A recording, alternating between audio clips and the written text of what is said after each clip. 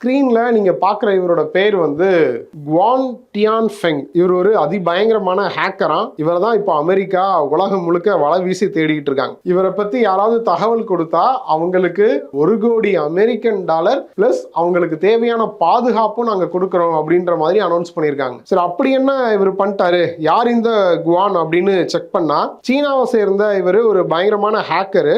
Sichuan silence information technology அப்படின்ற கம்பெனில work பண்ணிட்டு இருந்திருக்காரு. கடந்த 2020 ஏப்ரல் மாதம் அமெரிக்காவே அச்சப்படும் அளவுக்கு ஒரு மிகப்பெரிய சைபர் தாக்குதல் நடத்தியிருக்காரு. இதுல அவர் ஒர்க் பண்ண கம்பெனிக்கும் பங்கு இருக்குன்னு அமெரிக்கா குற்றம் சுமத்துது. அப்படி என்ன சைபர் தாக்குதல் அப்படின்னு கேட்டா, உலக அளவுல பல ஆயிரம் நிறுவனங்கள் யூஸ் பண்ண 81,000க்கும் அதிகமான செக்யூரிட்டி ஃபயர்வாலை பிரேக் பண்ணி சம்பந்தப்பட்ட நிறுவனங்களோட டேட்டாவை திருடி இருக்காங்க. வரலாற்றிலேயே இது மிகப்பெரிய சைபர் தாக்குதலா பார்க்கப்படுது. அதுக்கு மூல காரணமே இந்த நபர் தான். இந்த நபர் தான் இப்போ அமெரிக்கா தேடிட்டு இருக்கு.